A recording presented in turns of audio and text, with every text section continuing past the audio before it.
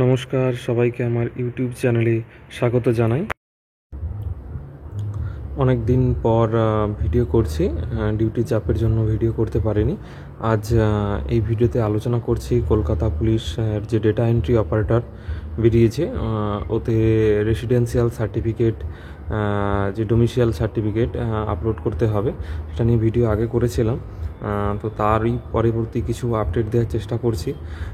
তো তাতে যে ওই ডোমিসিয়াল সার্টিফিকেটের যে আপলোডের শেষ দিন, সেটা 15ই মে 2024 অবধি করা হয়েছে, মানে কিছুটা বাড়ানো হয়েছে এবং ওটাই আপলোড করতে হবে।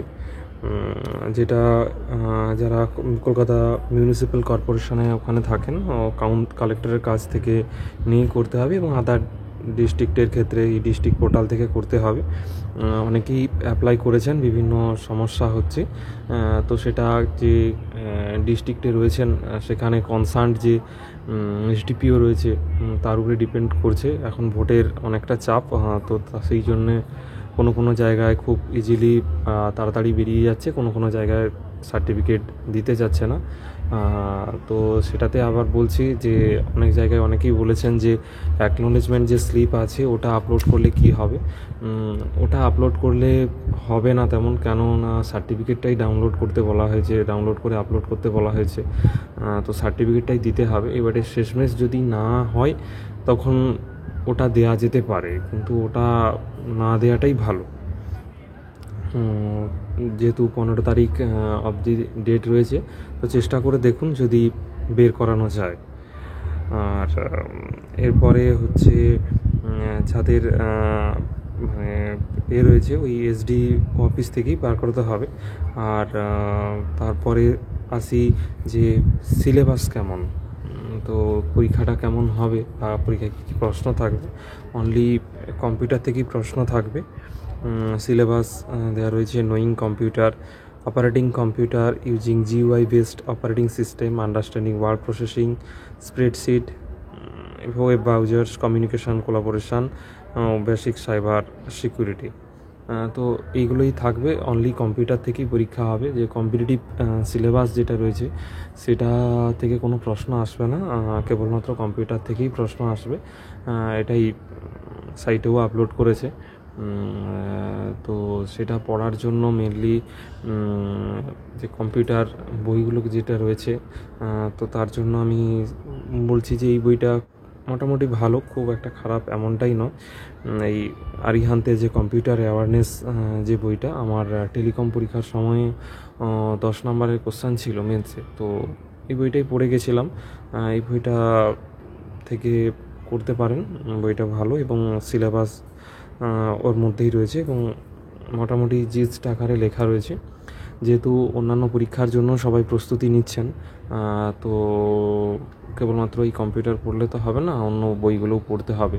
তো টাচে থাকার জন্য এই আরিহান্তের এই বইটা ভালো হবে।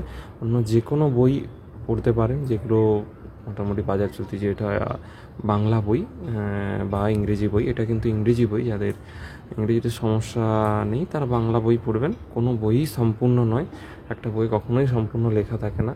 ইন্টারনেট থেকে বিভিন্ন প্রশ্ন সেগুলো করতে পারেন, বা বিভিন্ন বই যে বাজার চলতি যেসব বইগুলো রয়েছে করতে পারেন। তবে এই বইটা সাজেস্ট করতে পারি, ভালো, খুব একটা খারাপ নয়, মোটামুটি খুব কম পেজের মধ্যে ভালোভাবে লেখা রয়েছে।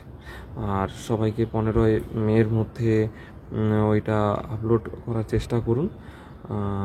আর তারপরে আসি যে পরীক্ষার ডেট বলতে ভোটের রেজাল্টের পরেই হবে। তো ভোটের রেজাল্টের পর ধরুন আরও 2 মাস সময় পাবেন, মন্ত্রিসভা গঠন হবে, তো তারপরেই হবে। তো পরীক্ষা ধরে রাখুন 2 মাস, ভোটের রেজাল্ট 1 মাস, তারপরে মাসের দিকে হবে।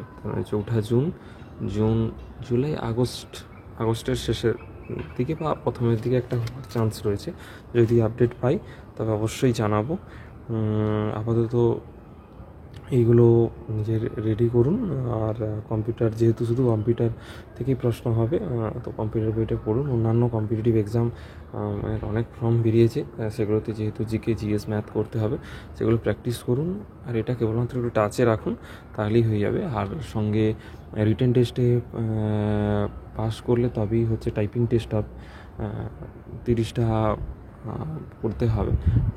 তো একটু একটু টাইপিং প্র্যাকটিস করে রাখুন, যে কোনো কাজের জন্য লাগবে। যারা এমটিএস দেন তারা তো অলরেডি প্র্যাকটিস করে আছেন, একটু প্র্যাকটিস করলেই হবে। তো ওটা কেবলমাত্র পরীক্ষার জন্য। পরে যখন ডিপার্টমেন্টে আসবে, মানে কে যে 30 করছে, কে 50 করছে, এরকম কোনো ব্যাপার নেই, করতে হয়। তো পরীক্ষার সময় যেহেতু পরীক্ষা এটাতে হবে, তো ওটাতে তো কোয়ালিফাই করতে হবে। তো সেই ওয়ার্ড তুলতে হবে আর কি। আর যদি কারো কোনো জানার থাকে, তো কমেন্ট করে জানাবে। সবাই ভালো থাকবে। ভিডিওটি ভালো লাগলে লাইক, শেয়ার এবং সাবস্ক্রাইব করবে। সবারই স্বপ্ন পূরণ হোক।